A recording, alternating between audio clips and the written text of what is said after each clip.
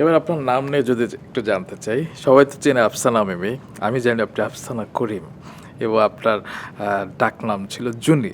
আপনার বড় বোন অ্যানি অ্যানি এবং তার সাথে মিল রেখে জুনি, জুনি। বাবা ডাকতেন মিম। সেখান থেকে মিমি হলো কিভাবে? অ্যাকচুয়ালি মিম মিম আমার বড় বোন বেশি ডাকেন, আর বাবা ডাকতেন মেম। মেম, বাহ, মেম, হ্যাঁ। বাহ। তো মিমি হলো কিভাবে? ওই তো মেম, মানে মিমি থেকে মিম বা মেম। ছোটবেলা আমি খুব মিমি খেতাম, মিমি চকলেট। ও আমার মতো। ওই যে কমলার খোসার হ্যাঁ, ওই যে ওই ছবি দেওয়াটা, একটা চকলেট কালারের মাঝখানে। হ্যাঁ হ্যাঁ হ্যাঁ হ্যাঁ, ওটা কিন্তু একটা খুব সুন্দর, কিন্তু একটা কমলার গন্ধ পাওয়া যায়, এরকম ছোট। হ্যাঁ, তো তারপর ওইটা খেতাম খুব। আকিকার সাথে কিন্তু মানে পেট নেম বা ডাক নামের কিন্তু কোনো সম্পর্ক নাই।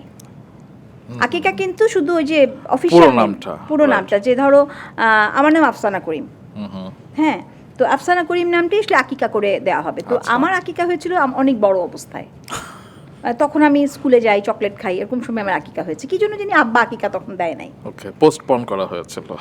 হ্যাঁ, তো বড় হওয়ার পরে আম্মা খুব রেগে গেছে, হ্যাঁ মেয়ে বড় হয়ে যাচ্ছে, আকিকা করতেই হবে।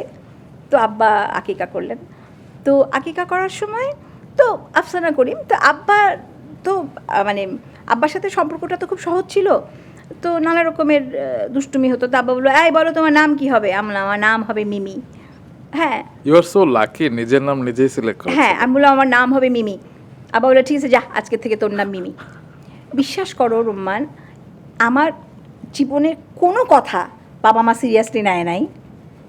এই একটা কথা যে কেন ওনারা সিরিয়াসলি নিয়েছেন আমি জানি না। কারণ মিমি যেমন মিষ্টি, আপনি সেরকম মিষ্টি ছিলেন, তাই তারা মানে আমি যদি বলতাম লাল ফিতা দিয়ে চুল বাঁধবো, মা বলতো যে না, নীল ফিতা। আমি যদি বলতাম এক বেনি করবো, মা বলতো না, 2 বেনি। আমি যদি বলতাম পিকনিকে শাড়ি পরবো, মা বলতো না, ফ্রক। হ্যাঁ, এই যুদ্ধ নিয়ে বড় হচ্ছি।